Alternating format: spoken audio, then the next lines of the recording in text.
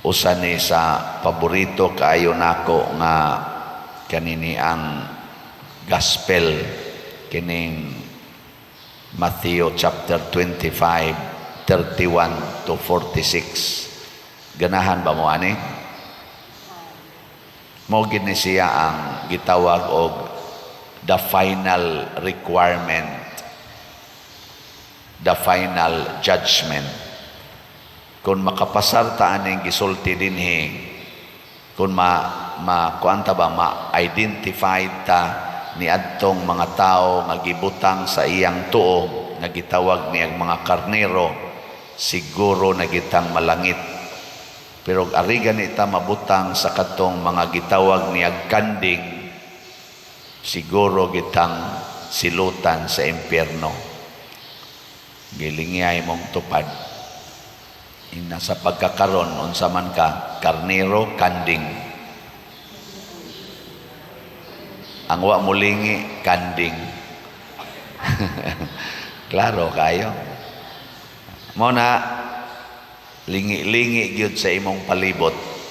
Kay ngano man ang requirement aron mahimo tang karnero matud pa ni Kristo, unsay gibuhat ninyo ngadto sa labing ubos, maunay inyong gibuhat nga rin ako. Kasagaran na ba nato, di kita mo tanaw aning labing ubos katong iyang gihisgutan, mga gigutom, giuhaw, hubo, way balay, masakiton, nabilanggo, di kita ganahan mo tanaw na nila. Ang ganahan natong tanawon kanig yung mga celebrities, kanang mga powerful, mga wealthy people, mga dato kayo, maunay atong kanabang naas taas ba, maunay atong sigihag tanaw niya, mao dayon na ni atong i-idolize, no? Mao sakto dili man mo tubag diri sa atong unang pagbasa, gi hulagway gi diri sa Ginoo ni pinaagi ni Moises, ingon siya ayaw gyud pamakak unya, ayaw sa bugal-bugali ang dunay mga kabilinggan or kanang kapansa, ang sanay tawagan na mga apan ba sa ilang pagkatao sama anang bungol. Ayaw o kana ganing sa to, ayaw insultuhi ang taong bungol. Narabay akong driver din kanis Edgar, may pagkabugal-bugal lunis mga bungol. Nanay siya gi-istorya iya ko nung gagaw tingalito niya na bungol ba gunas uma niya naagi sad siya padong sad siya ngadto siyang laog siyang baboy ngadto si pigiri. Pag ingon niya nga kana ganing sulti ko no siya nga umusta man imong uma. Sa tiyang giso murag nang umusta siya niya ang gitubag lain ba, ingon ko no nga kana ganing gahi kayo ang ano kaning yuta way uwan, ingon din siya lain magitubag siya ay bungol man din siya, sige magbinungolay usata iya dayong gibutang iyang karga niya, ang iyang giistorya partig baboy, ang istorya tungod sa partig uma. Magmaminaw murag buang ba, ayaw jud kuno naghimua sa taong dunay apan or naay dipikto kana sa kunong buta, ayaw alihi ang agianan. Pero nabali man to ako nakitaan diya dapit sa may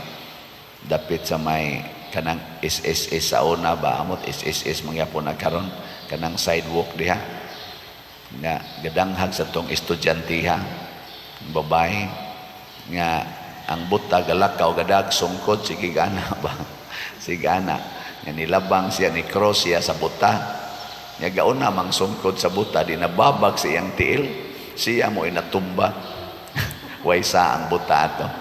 Kaya gaana man niya ang katong kon tanaw ra mas unahan niya layo-layo ra mang buta di ang iyang tanaw nga makalabang ra gid siya sa atubangan sa buta, yang buta kay gauna mang sungkod gaana nababag siyang tiil perti pagkatumba.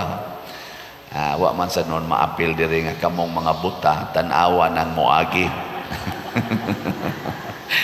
Ang kadtong nakakita mo iwa magtanaw sa buta. Muna mga igsoon, ang pag-atiman day aning labing ubos maoy makapalangit nato. Ang paghigugma sa labing ubos mao day ang atong paagi sa paghigugma nato ni Kristo.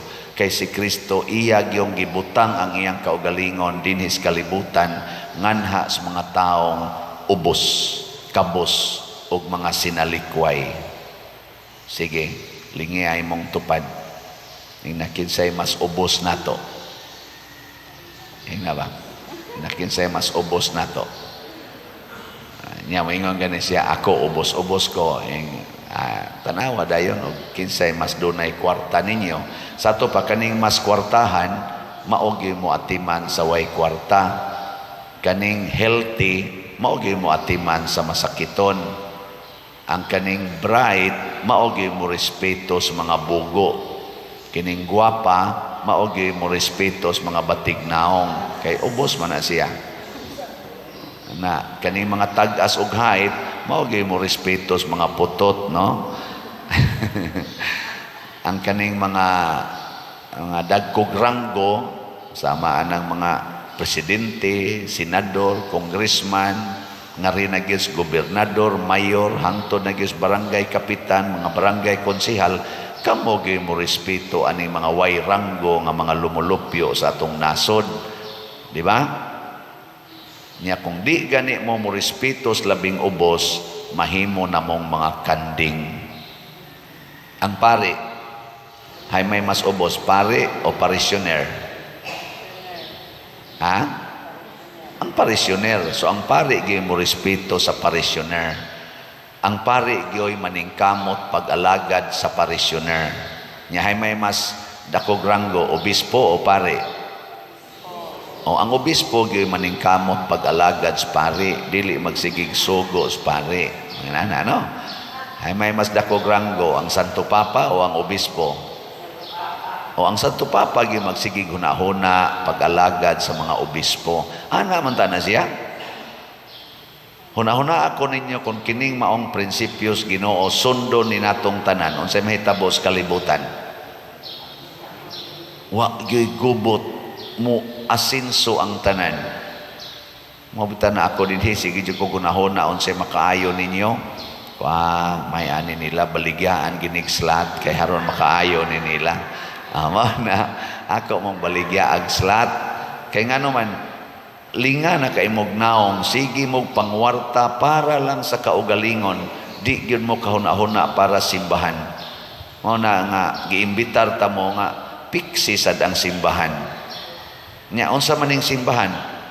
Ang katawhan nga nanginahanglan, ang katilingban nga nanginahanglan sa atong pag-atiman. Daghan kay mga simbahan nga sira, labi na gid dito sa gawas nasod.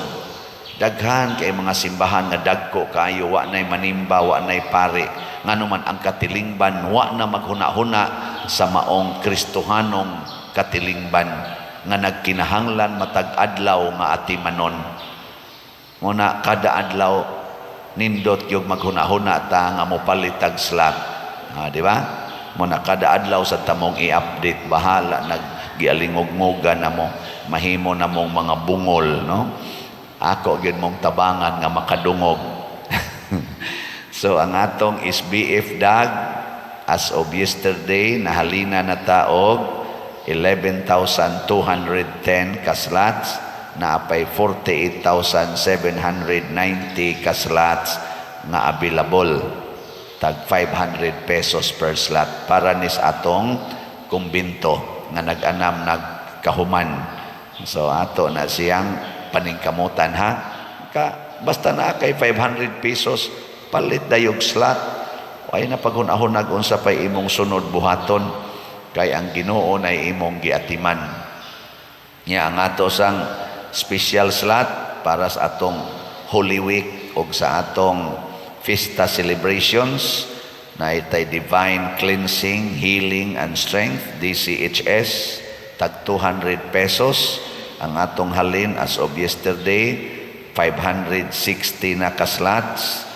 Nya kay 30,000 man ka slots atong ibaligya, naapay 29,440 ka slots nga available. Nya kay doon naman 22 slot challenge nga tag 4,400 na anasad tay na dawat nga tulo ka 22 slot challenge. So atong pakpakan ang namalit sa atong slots. Salamat kayo. Ay, basig malimtan sa ninyo natay DSAP, no, investment slot nga tag 500,000 pesos. So as of yesterday niabot na og 164 ang atong DSAP, ang atong nadawat nga DSAP, gikan sa 162 nahimo ng 164. So atong pakpakan ang namalit sa atong DSAP. Kini ato ning gihimo aron kamaotang mogamit sa atong bahandi nga dili masintro sa mga kalibutanon o personal nga katagbawan. Nya gihikaw nato ngadto sa mga taong labing ubos, makapahimo gina natong kanding. Nya kun ato sa ning gamiton para sa mga katawhan nga nanginahanglan dinhi sa simbahan o sa inyong mga silingan, mahimo sad mong mga karnero. Pananglitan ang imong anak ni suyop. Nya ni uli sa inyo, unsa may imong buhaton, kasab-an o atimanon? Tubag. Atimana kay nagmasakito na. Siga na kay nagmata. Kagot ng ngipon ana. Atimana, ayaw kasabi. Tagaag kwarta o dili? Ayaw tagaig kwarta kay isuyop ra na niya. Tagaig pagkaon, tagai sa iyang gikinahanglan. Unyag mo ingon siya, palitin na lang kog siya dito ma. Unsa man, imong palitan dili. Ayaw paliti kay nga naman makadaot ba na niya o makadaot sad na nimo. Ang pag-atiman sa bisyo sa atong isikatao mao ang pagtabang nila nga makapugong. Unya kay mo ingon mang imong anak, ug di ko nimo palitan, patyon ti ka. Kay naglain naman niyang utok, nagunit na siya kutsilyo. Saman, palitan ko nimo ma, dili, hepatyon ti ka. Ang saman, mopalit ka, dili. Ayaw pagpalit, pagpaduslak sa kutsilyo. Oh, niya inigdayon na ganyang duslak nimo, ignadayon, dong, nothing gonna change my love for you. Ana, patay dayon ka. Kamatay na nimo, asa man ka, kanding o karnero? Karnero. Sige. Nya kayang imong anak pag humagpatay nimo, nagbasol man, naghinulsol man, wa na magid hinuon mo suyop, nagbag-o na magmaayo. Hangtod yun nga, namatay siya, wa na magid bubalik siyang bisyo. Asa mo sa to siya, makanding, makarnero? Karnero. So doon ay panahon nga ang kanding mahimong karnero kung ato lang yung pakamatyan. Mo nang gibuhat ni Kristo, nagpakamatay para nato aron mahimo tang mga karnero. Manindog na ta mga kanding, karnero honon.